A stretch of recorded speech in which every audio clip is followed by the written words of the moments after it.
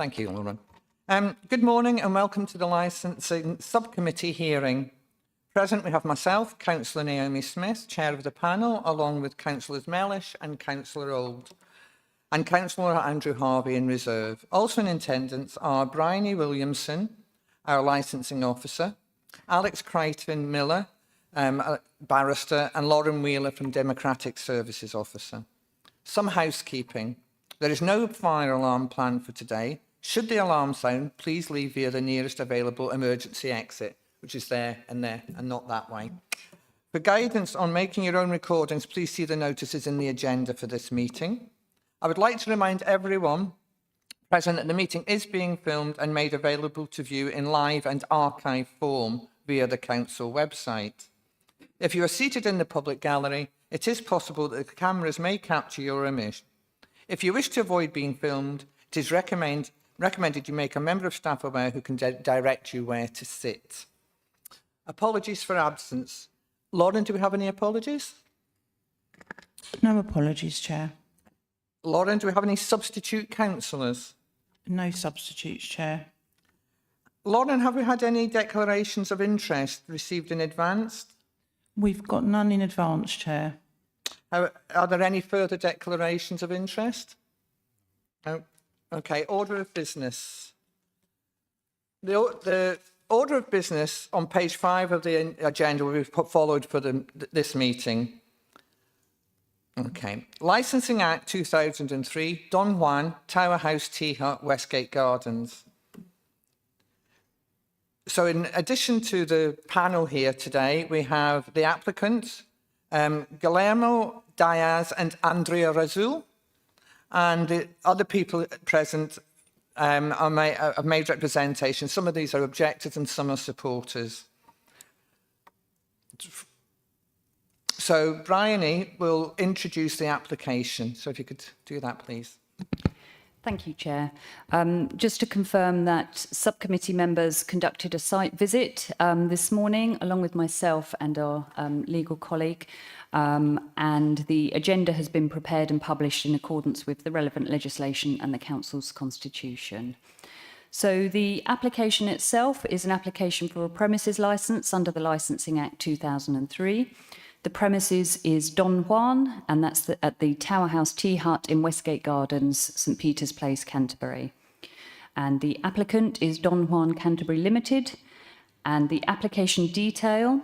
So the hours that they applied for open to the public, these are the maximum hours, Sunday to Thursday, 8 a.m. to 9 p.m, Friday to Saturday, 8 a.m. to 10 p.m, and the supply of alcohol, which is on sales only, Sunday to Thursday, 10 a.m. to 8:30 p.m, and Friday to Saturday, 10 a.m. to 9:30 p.m.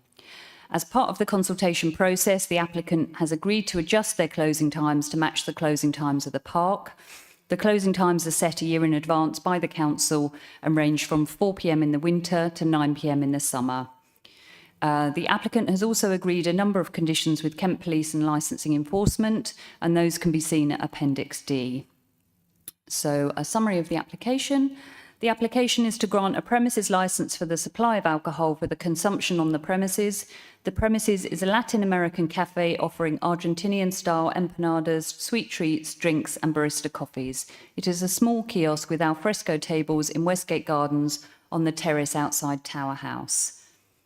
So the hours do address Section 11 of our licensing policy with regards to core hours. There's a section on the planning position, but there are no planning issues that we're aware of. We have called the hearing because there are valid representations from other persons.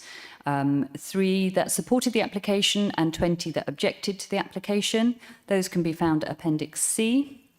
The licensing subcommittee is required to evaluate each representation in accordance with the licensing objectives, i.e. does the relevant representation address an adverse or a positive impact on the licensing objectives. There were no representations from responsible authorities, only the conditions that were agreed with Licensing Enforcement and Kent Police, which were at Appendix D. The subcommittee must have in regard to the application the Council's statement of licensing policy, guidance issued under Section 182 of the Licensing Act 2003, and any relevant representations. They must take such of the following steps as it considers necessary for the promotion of the licensing objectives. They must either grant the application with additional amended times, conditions, etc., or reject the application.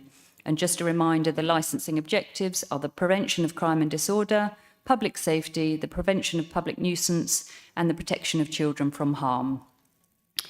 In determining the application, the subcommittee must give consideration to the Council's statement of licensing policy, the representations, the Licensing Act, and in particular the guidance made under Section 182 of the Act, any relevant case law referred to, Article 6B of the European Convention on Human Rights, Section 17 of the Crime and Disorder Act 1998. So you have the associated papers, Appendix A, application for the premises licence and a copy of the plan. Appendix B, which was the copy of the blue notice and the newspaper advert. Appendix C, which is the relevant representations from other persons. And Appendix D, which are the conditions that have been agreed. Thank you, Chair. Thank you. Thank you, Bryony. I'll now ask the applicant, Don Wine Limited, representative to formally make the application. You just press your button. Yes, hello. Well, we are here to let the objectors know, hello, that they can rest assured that we are taking this responsibly, and we wanted to for you to know that the model of our business is food-led and family-oriented. Us as owners, we are a family of 4, Guillermo, myself, and 2 children. And our model is, as some people have described, we are continental style cafe. That's why, and also because of our survival as a business, the more comprehensive our menu is, the better chances we have for survival, and most importantly in a new premises as this one.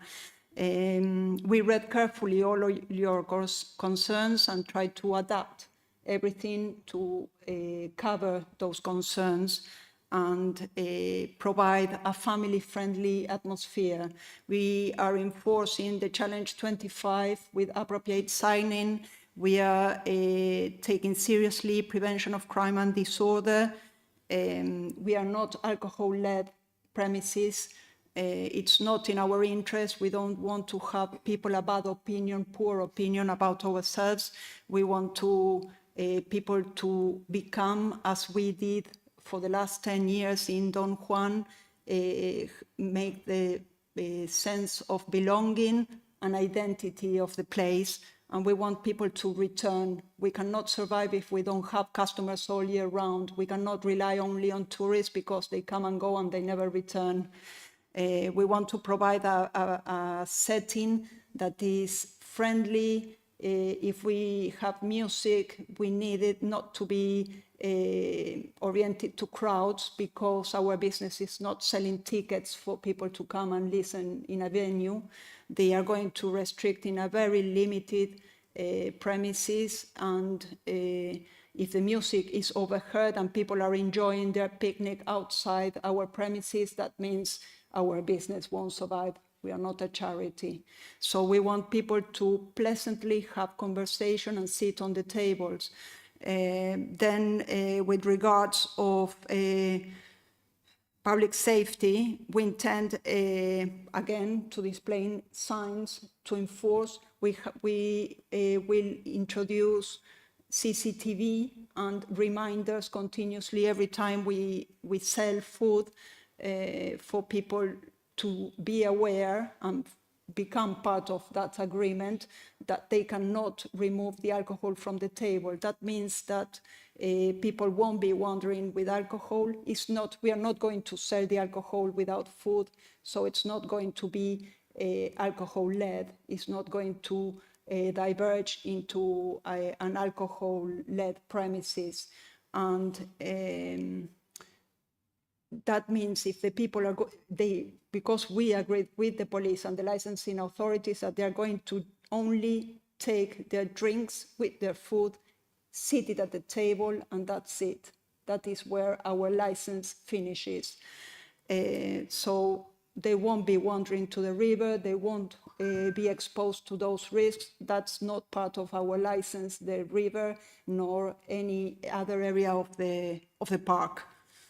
And then, well, we hope that our presence there enhances and brings our family-oriented atmosphere, and that you can all enjoy and come, even if your concerns, well, were really important, and we hope that you are pleased with what we are presenting today.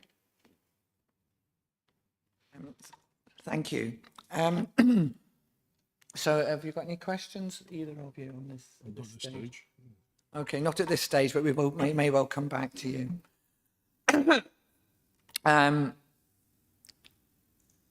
There are no responsible authorities present today. Yes, but other persons here can ask questions at this stage of the applicant. If anybody here would like to ask a question, please put your hand up. Yes, could you press your red button and tell me your name, please? My name is Frances Eustace, and I live at the barn, which is, looks over the park. I just want to know what constitutes food. Could that be as small as a packet of crisps or a packet of peanuts? What do you mean by food? Do you actually mean a meal? Can you use the microphone, please? Yes. Yeah. Yes.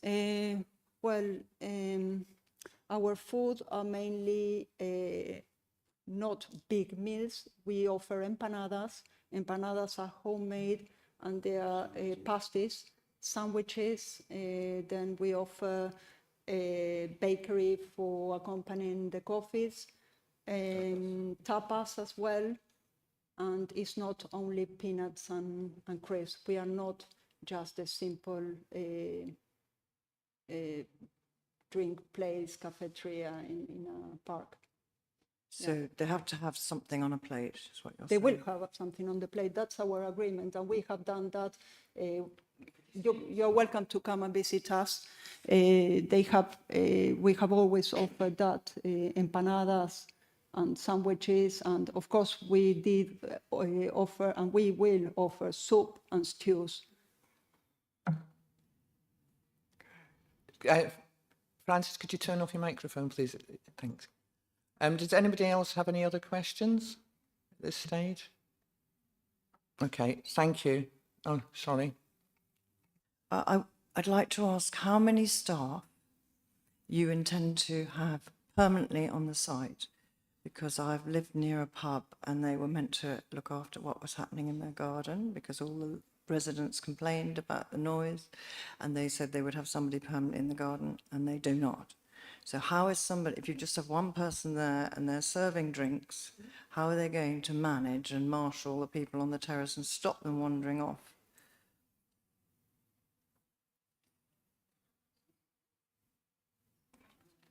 Okay. Yes, firstly, we are not a pub. We are a small cafeteria. Yes. So it's completely different. We don't have many places. Our space is very limited and we are very small. So that doesn't mean a crowd. Then we have 2 permanent staff and then 2 myself. staff? Yes, 2 staff and myself, but 2 permanently there. So someone And we is have going had experience over the last 10 years with that number of people controlling in Danger Gardens, where we have very good reputation and experience on how to control people. Okay, so you have somebody on the terrace all the time? Yes, have you visited the place? Yes, many times. No, just in case, because the premises is overlooking, the little cafe is overlooking the terrace. I can see it from my okay. house, yes. Okay, someone on the terrace all the time. That is good if that happens. Also, talking of safety, glasses, Yeah. if they do wander off, they break, that is dangerous for the general public. And that has also happened in the pub I'm talking about. and they were made to have plastic glasses only. Is that something you have considered? Yes, we have been doing that as well in Dane John. It's something we were recommended in Dane John Gardens by the police because this has been previously introduced in Whitstable in the castle, and really, yes, that is something great. Yes, it's really safe. No glass. We are not going to handle glass with the public at all. Okay, that's good to know. And I also want to know about the WCs. That is my main concern. Yes. Are people going to be allowed to use the WCs in the tower? No. You're now going into the Other areas? Okay. Yes, it's just that it's questions only. Okay. Because you've made a representation and you also want to speak on your representation. Okay. Yeah. Fine. Happy to Thank wait. you.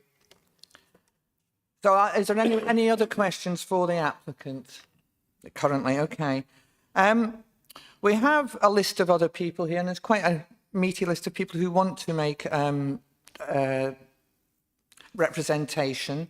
So we will take everybody, and you can only stick to the representation that you have made, or if you're representing somebody else, you can only stick to the representation that they have made. You can't now add things in, etc. And you have 3 minutes. So I'm actually, because I'm going to do it by date of people applying, I think is probably the fairest way to do it. So first come, first served, which actually makes you, Francis Eustace, the person to make your representation.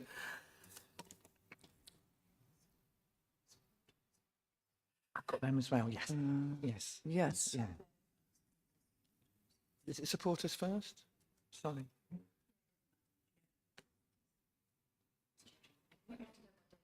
I'll go by date and then, because, yeah. Okay, so it's Francis first, then it will be Oscar Martinez, and then I'll tell you who's next after that, okay? Thank you. Okay.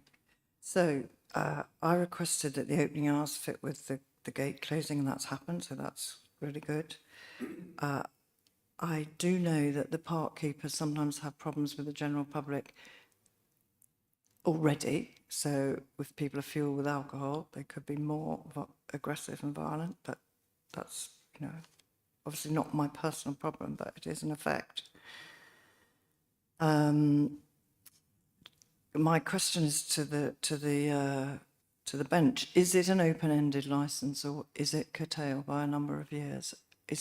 Am I old-fashioned? Is that something that used to happen in the past, that people got 2 years and then they had to reapply, and it depended how they behaved? Okay, because that makes a difference. And I'm afraid I didn't quite catch what the representative said about the music, but I'm still slightly concerned about that. Whether they can operate under a certain volume only would be helpful. Then my 5th item was the public WC. So it's quite a walk to the Tower Way sort of cabins. And if they're not going to be allowed to use the tower, we already have people in the bushes weeing, and I'm afraid sometimes defecating. This is definitely a public, what was it you said? Safety to children, I believe. Yes, keep children from harm. We all know there are bacteria in dog feces that can make you go blind. So that is an important safety measure, which hasn't been mentioned in the conditions. And my 6th item was that it's a family place. They say they want to keep it family. It is very important for tourists for the council because, as I've said in my thing, everybody has a photo taken there. So I don't think you should discount tourists, because there's a lot of them and they will help your business. But yeah, vis-a-vis alcohol, more worried about the different sort of people that will be coming. But yeah, some of those things are being dealt with. So if we could hear about later on about the WCs and the length of the license, that would be great. Thank you. Okay, thank you. Thank you. The next person is Oscar. Yes, Oscar Martinez, thank you. If you could make your representations. Good morning. The reasons of my support to this application are all stated in my written application, so I won't repeat them. To summarize my position of support, the premises licensing applications, from what I understand, assist each on their own strength and merit and on the basis of evidence, not necessarily personal opinions, assumptions, or hearsay. And on this basis, I find that the applicants have presented a sensible, reasonable, and acceptable case, clearly conveyed their business model, project, and goals, aptly addressed all the licensing objectives as outlined in Appendix A1, Clause M in Appendix D. I think they have taken on board the pertinent concerns presented to them and have adapted them accordingly, offered reassurances to objectors, and hopefully dispelled some of the most incongruous assumptions that have been put forward in some cases. The evidence that I can see on the applicant's commitment to preserving and contributing to community building and to the harmonious conviviality proper to Westgate Gardens, I think, is demonstrated by their agreeing to a comprehensive series of stringent conditions, which are binding, I would imagine, set to them in the first instance following their application, as stated in Appendix D. The fact that there are no adverse representations made by responsible authorities against the application, and the applicant's impeccable record at Dane John within a potentially challenging location, as shown by the complete absence of warnings or letters of complaint by neighbors or responsible authorities, be they council or police, for the 10 years of their tenancy there. All this shows the applicant's responsibility, professionalism, and suitability. And on that basis, I see this application, quite frankly, as simply a very natural and logical step forward towards the financial viability of the applicant's business. Also as an attempt to alleviate some of the most adverse effects of the dramatic change in trading conditions when compared to the previous premises, and to preserve a reasonably livelihood, which I have no doubt in my mind has been severely impacted since the relocation. Westgate Gardens, beautiful as it is, a jewel in the crown, I think, in Canterbury, but it comes with its own set of challenges, and I think that's recognized. It's a conservation area. The park is subject to very strict opening hours, closing hours. It's open to the elements, and it's significantly subject to variable weather conditions, which is, I think, worth bearing in mind considering that the winter approaches. In my mind, I think it stands to reason that every effort could and should be made to give full, generous, ample consideration to replicate and restore the trading terms, conditions, and licenses to allow this small family business a fighting chance of survival as a viable concern. Thank you. Thank you, Mr. Martinez. Next, I think is it Mary Sadler who's here, or is it David Sattler who's speaking? Sadler. Mary Sadler. Thank you. Well, I'm speaking as a resident in Westgate Grove. So in front of me, I've got the river and then the Westgate Gardens beyond.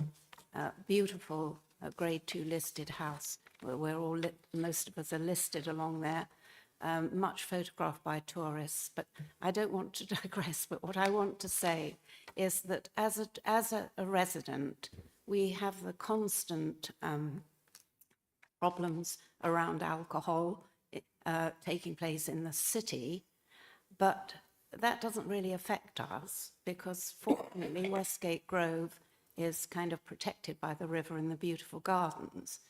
But if there's alcohol is to be taken at this very admirable little business thing that we're here for, the sounds do come across the river, and we're there at, all the time, and we sleep in our bedrooms looking out onto the river.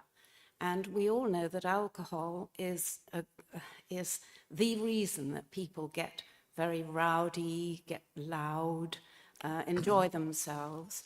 And we're worried about the impact on our lives as residents in that street there. And we do try to keep it, reasonable for residential living. And the two don't often mix very well together. But anyhow, that's why I'm here, because I wish every success for this business idea, but please, no alcohol. I was a lifelong career nurse, and I dealt with issues around alcohol. Thank you. So You're deviating from your submission. Yes. Thank you. Anyway, thank you. So, probably-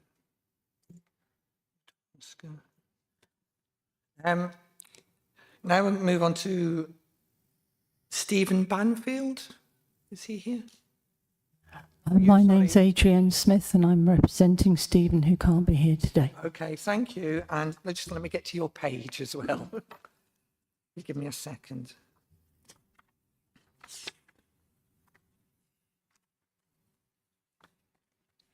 Go ahead. Thank you. Thank you. I think it's really important for the committee to consider the demographic of the customers that use the Don Juan Cafe, as they have done throughout the 10 years that they've been in the Dane John Gardens. Those of us who are supporting have experienced the conviviality, the community, and the sense of developing a business in the Dane John Gardens that we all came to really value during COVID and lockdown. It was the only place where you could actually gather together out in the open, and it was very much supported by the local people and the local residents of the Dane John Gardens. Now, I also live very close to the Westgate Gardens, and I understand the concerns that have been expressed thus far.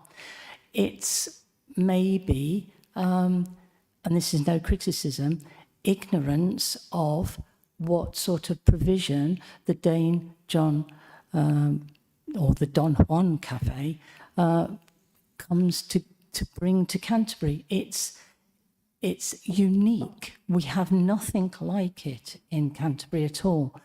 It's cafe culture. It's what a lot of us who are well-travelled experience when we go abroad. It's something that fosters appreciation of good food, good wine maybe, maybe a family atmosphere. You will find that we have families with young children, right through to Stephen, Oscar, myself, my husband. We are retired. We don't go out on the lash. We don't drink to excess. But we do like a nice glass of wine with our tapa, or perhaps a sneaky rum in our hot chocolate. But that's as far as it goes. It's well policed. It's very, very conservative with a small c. And and Stephen and the rest of us who use the cafe regularly would be very, very disappointed if we couldn't continue to enjoy what we have enjoyed for the last 10 years. Thank you. Thank you. I've now got, I've done my, Mrs. Harris Dean representing Patricia Gibb.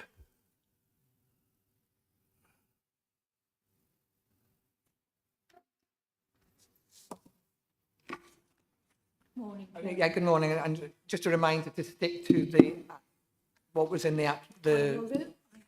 Thank you very much. Well, our concerns. Can you bring the microphone closer? I live immediately opposite Tower House, so I actually look directly onto the terrace, so I can see everything that's going on. It's across the river from me. It's almost an extension of my garden, but not quite because we've got the road in between. But I am concerned. I'm sure you're very nice people. I've been to the Dane John. I know, and had coffee actually. I'm not a drinker, so I don't actually have alcohol. But what we're most concerned about is alcohol sales. It adds to the crime, etc., that goes on in the Canterbury area, and this is one of my chief concerns. You know, we've got drug dealing problems, we've got rough sleepers, we've got all these problems in the city, and it does cause extra problems. At the moment, the gardens don't have any alcohol at all. The loos aren't anywhere near, so again, that can cause problems. But if you are minded to grant this application, we would like it to certain hours, and also the alcohol only to be served seated at the tables, because if they can take it all over the gardens, they can fall in the river, they can do all sorts of things. We are genuinely concerned as neighbours about these applications, and also amplified music, especially where we live. We've got a large old house, and if there's amplified music, it comes across the river, it's blocked by our house. In our courtyard garden, it's a small courtyard garden, it absolutely is amplified and is dreadful, and that must apply to lots and lots of people living in the area. These are, you know, quite serious concerns for local people, because it's not just, I'm sure you're very nice, but if these people leave, the application will carry on. Somebody else with the next application might not be quite so nice, you know, and they might want to exploit the rules, etc., etc. And as I say, we are concerned, and it is the public concerns, etc., the police and the worried about children, etc. At the moment, it's a lovely, tranquil gardens, I can tell you that. We overlook it. It's beautiful, it really is. And nice people, on the whole, go there. We do, as I say, get other people, but we would like, if you are minded to grant it, which I prefer that you didn't, because I don't think we need another alcohol premises in Canterbury. We've got 173 places or something with the pubs, etc. That's even more in Canterbury. Okay, your time's coming up. Okay, thank you. Thank you very much. Thank you. I've now got Mr. Richard Chamberlain.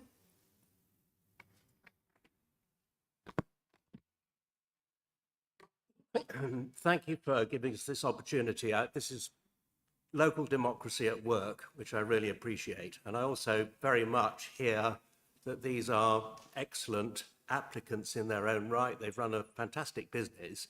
However, I think that it's already been said by many others, it's the alcohol content that troubles me. I didn't mention the toilets in my representation, so I'll steer clear of that. That's plainly an issue. In my representations, I was concerned about effectively sort of nuisance behaviour which could be brought on by excessive alcohol consumption.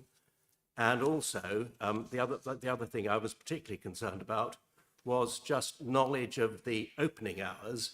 I hope the council will actually publish the opening hours so that those of us who are, because I'm a resident immediately opposite, so as others have said, the sound carries across. And I also mentioned in my representations about the sound levels. I think there needs to be an express condition which actually limits to a certain level which is measured in some scientific way. I gather there's been something like this in the past.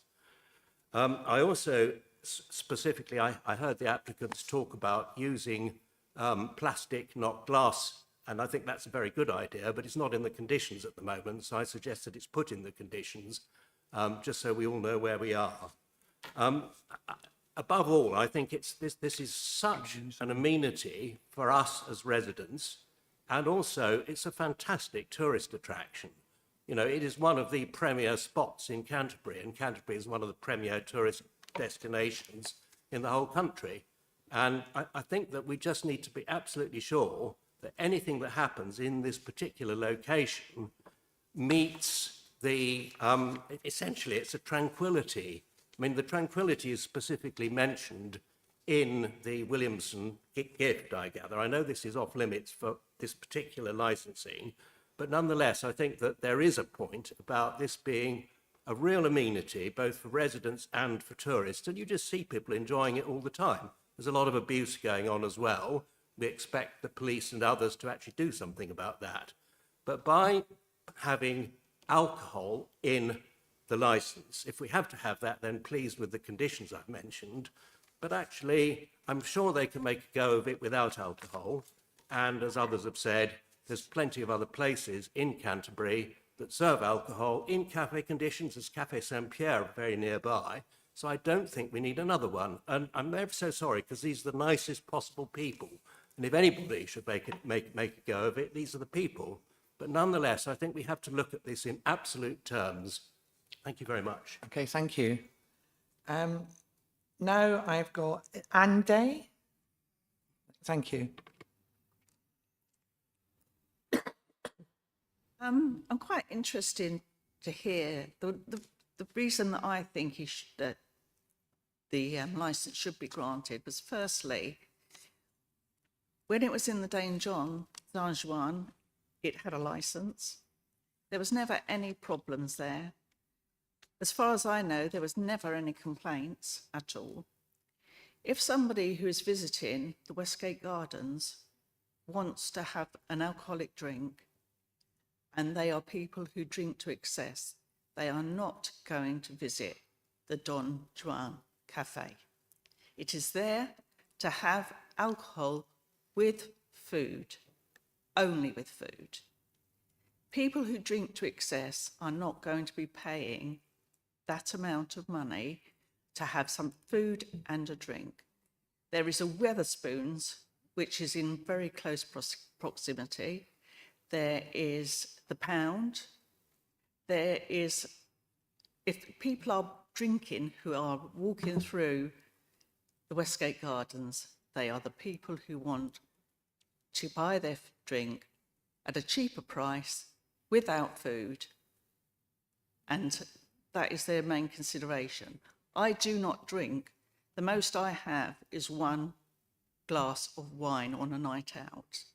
I have never, ever seen in the Juan Cafe any problems with people who have excess alcohol.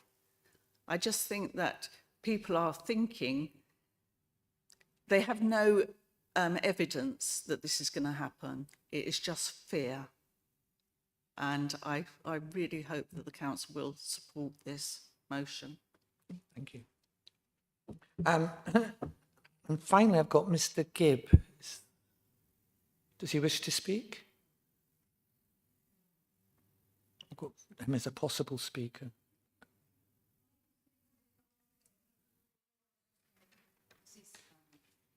Patricia Gibbs' partner. They've already been represented. Oh, did he? That's Miss Gibb. Yeah. Right. Okay.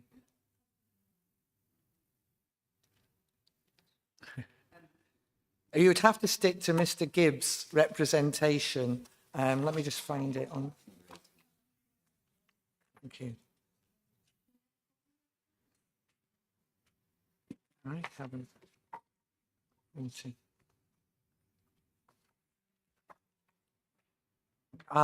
Mr. Gibb works, is the resident from Whitstable. No, it doesn't matter, but you would have to stick to that representation, I think, which is this one. Who works in the area? He works in the area. I mean, Short representation. Yeah, he's concerned about noise, etc.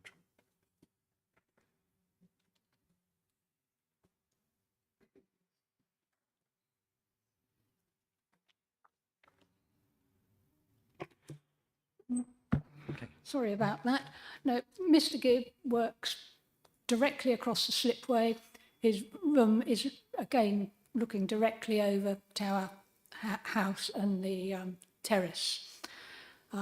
So his concerns amplified music, which do cause problems, the excessive drinking, which do cause problems. And really, it's the public space order protection is already specified in that area. And it does need, these nuisances do get out of hand for people. Okay. And well, I think people do need a quiet environment to work, and he certainly does his job.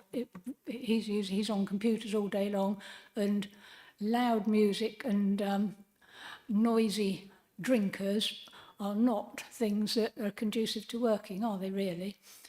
And that's basically, I won't say any more because you've heard all the points. various things, the points, but also, Dane John is totally a different garden to the Westgate Gardens. It's a completely different. Yeah, we're not looking. Thank you, Mrs. Harrison. Okay. We're not looking. We're not really comparing. We're looking at the license application Here, for yeah. this license application. Okay. Okay. Thank you very much. Right. Now we can go to questions. We can question.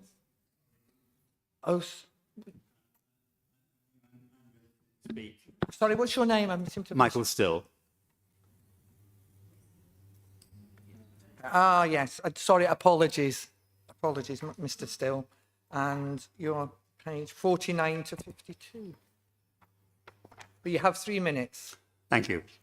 Madam Chair, I should like initially to thank Bryony Williamson for settling in advance the conditions set out on pages 62 to 63 of the agenda reports pack. They do go a very long way towards allaying the concerns of local residents. One issue the conditions pre-agreed do not cover is that of noise levels. And musical entertainment is now very largely deregulated, so some safeguard is desirable to avoid the potential public nuisance of loud music on the licensed premises disturbing the tranquility of Westgate Gardens. And the present applicant has operated responsibly for many years in Dane John Gardens, and I'm sure intends to provide only incidental music at low volume in Westgate Gardens. However, a group of customers on the premises could insist on providing their own loud musical entertainment. And in the absence of a suitable condition, they would be legally entitled to do so at any time while the premises license permitted sale of alcohol. That could place the licensee in a very awkward position. If noise nuisance became serious and persistent, the Environmental Health Department could, of course, take enforcement action. But the emphasis of licensing objectives is on anticipating and preventing nuisance. In the present case, loud music on the terrace could attract a crowd of mostly non-customers drinking nearby in the park. This is an issue that has arisen previously. In 2016, when the terrace started to be used in conjunction with the Tower House, when there were functions. In view of musical deregulation, music on the terrace was then restricted by a good neighbour agreement reached between Canterbury Council officials and local residents. And that arrangement worked well over a number of years. Hayley Radford was throughout the events manager of the Tower House, and in March 2021, she wrote to local residents asking for an easing of the Good Neighbour Agreement to allow amplified recorded music on the terrace for the first time, as it had previously not been permitted. But to remove the risk of noise nuisance, she proposed monitoring of sound levels, which she suggested be limited to a maximum of 60 to 70 decibels. At a meeting with the residents, the sound level limit was agreed at 70 decibels, measured a metre above ground at the edge of the terrace. Hayley's staff found it very easy to check those sound levels using one of several free apps available for mobile phones. And the music volume was turned down if the readings were tending to drift above 70 decibels. And I would suggest that this 70 decibel limit now be adopted as a license condition in relation to Don Juan. Thank you very much. So we now, the applicant can now ask questions of the other persons here present, if you would like to ask them any questions. And the subcommittee members may ask questions of each other person. I'll let the subcommittee go first. Well, excuse me. My sorry. microphone. Thank you. My query is around the length, perhaps Brian might be able to answer actually, around the length of the application for the licence, because I understand you're talking about only through to February. Is that enough time to test your business case? Because obviously it's you'd be working during the winter months. Was there an intention to then apply again for an extension of the license after February? Well, at the moment, as some people have explained and everyone is aware, we have been hardly damaged because of the move, the sudden move that we were given notice in March. Within a week, the park was closed in June, and we missed the whole summer and then moved here as an alternative. We do have plans and would love, doesn't mean that it will happen because we have to renegotiate our lease to keep both places. We would love to do that. That's why even though we did surrender, the condition of surrendering the license, that going straight with our application, we agreed with that because this is a sign of trust to us that in the conditions and I imagine because of the reputation, you trust us that we will deal and meet the conditions. If that is the case, would be great. If the council Property Services doesn't want us to continue and keep both places, it would be only until February. And the reason we are asking for this short period of time is because the complement of alcohol with our menu, continental menu, makes sense. Doesn't mean that we are going to be only selling the alcohol. That is another condition that we have in place, and with plastic cups, is that this secures a bit more our income. We rely on our day-to-day. Our income is really meager, and we are independent. So anything that aids our package helps us survive. Otherwise, we won't be even able to probably we are looking at the moment month to month.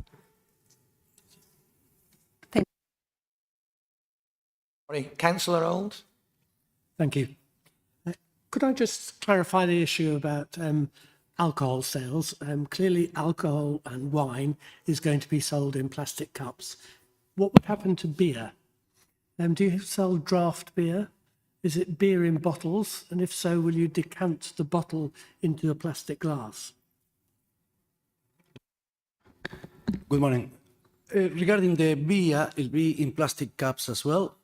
And as I was looking yesterday, it's a small machine with a draft, which instead I was going to do it with the cans into a plastic cup, but then I have the waste of the metal can. So this is a draft. It's only have the plastic cap. I'm reducing waste, and that's the way we're planning to do with the beer.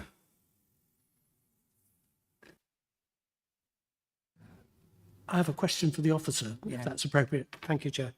Could we look at the licensing enforcement conditions just for a second? This is page. It's the very last page. I just don't understand the fourth and fifth bullet points. The fourth says all alcohol will be kept in locked metal storage containers when the premises is closed. But the fifth says a sign stating there is no alcohol on the premises will be displayed when the premises is closed. So is there going to be alcohol on the premises when the premises are closed? I'm not clear. Thank you. Yeah, thank you. So the idea, these two conditions came from the Don Juan licence at the Dane John Gardens. The idea being that the alcohol is securely locked away, and the signage indicates to the public that there's no alcohol on the site.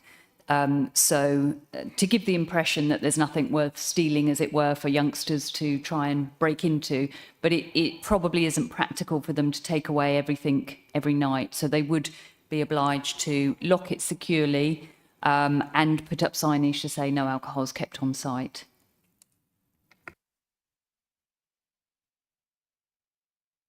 I have a couple of questions as well, because it's been mentioned about the toilets. Is that something that we can look at in this committee? I'm not sure that it is. You could say it's a public nuisance if Right. people are, urinating in the park. Yeah, okay. And I'd like to ask the applicants about the amplified music. Could you clarify what that is? Well, from what we have been doing and what we intend to do is provide a pleasant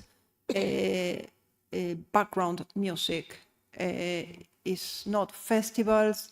This is to reassure the worries of the neighbors that, and I mentioned before, that if we provide amplified music to be heard far away from the area, the present of the premises license, we are offering another kind of entertainment.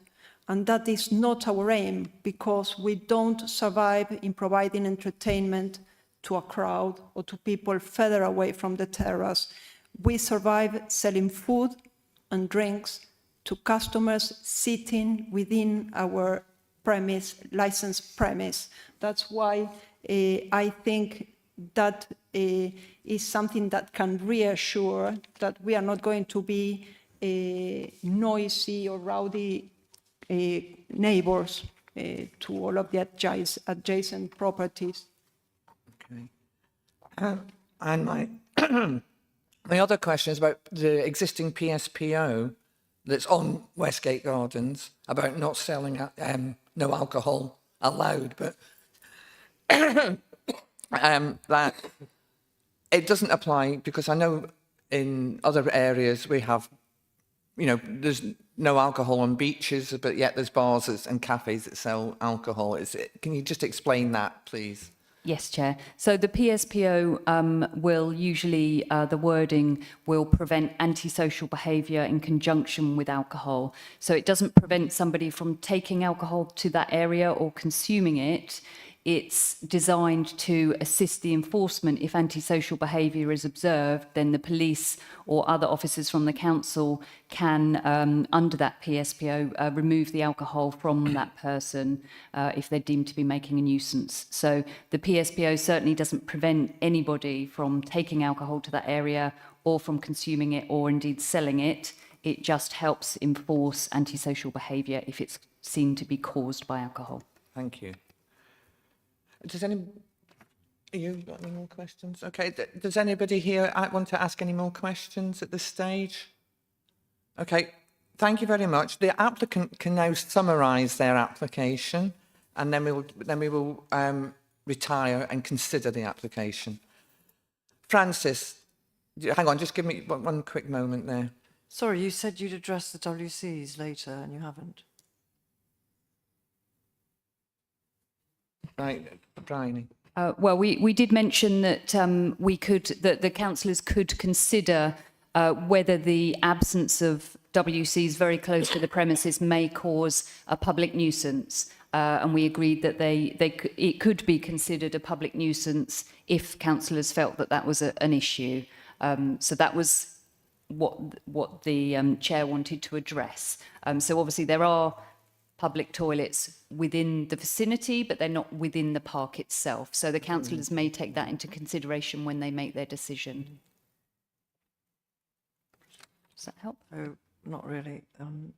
So it's up in the air. Well, it will be down to the councillors to decide whether it may cause a public nuisance or not, and to perhaps adjust the licence that they may or may not grant, depending on whether they feel it may cause a serious public nuisance. But isn't there a sort of more general law that all restaurants have to have? It's not a restaurant in that sense. It's a tea hut that may be selling alcohol or not. So I don't think it's the same thing, is it? If it were, it wouldn't be enforceable by the licence. It would be environmental health that would need to address a toilet requirement. I'm not sure on the legislation. It's obviously different legislation. Right. Yeah. Is it Andre? Adrienne. Adrienne, sorry. I just wanted to ask whether would there be a different rule for the Westgate Gardens to the Dane John Gardens, because I would say a rough ballpark figure, the toilets in the Westgate are closer than the ones in the Dane John. Thank you. I think, again, I'm going to say that we're looking at the licence for this one and not Dane John today, but thank you.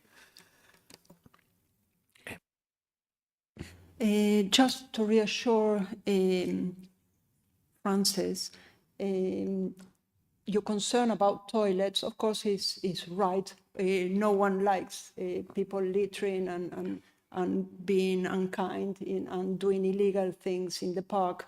Of course, it's beyond our control what happens within the park and the historical behavior of people. But our customers have never had that kind of behavior. We are not attracting that kind of clientele. We think they are pretty well educated.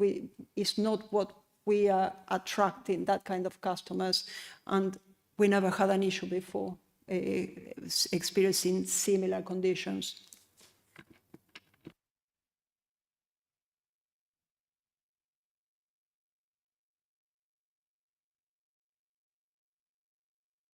Sorry, do you want to summarise your application?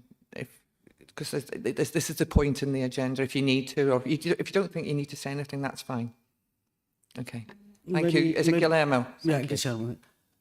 Maybe I would like to reassure that maybe for the experience we had at Dane John, that it create the opposite. Our presence in there, it just push away the people that they was making trouble.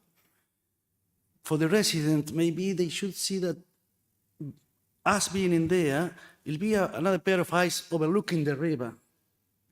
You know, it deters the people when there is presence.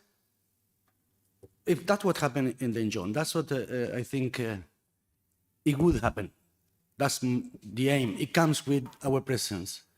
Maybe give us a chance and you'll see that maybe it's an ally with the residents in there. It's another pair of eyes. That's what I would like to. Okay, thank you. Thank you.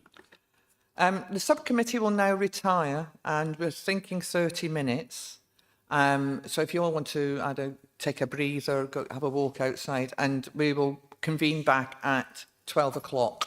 Thank you very much.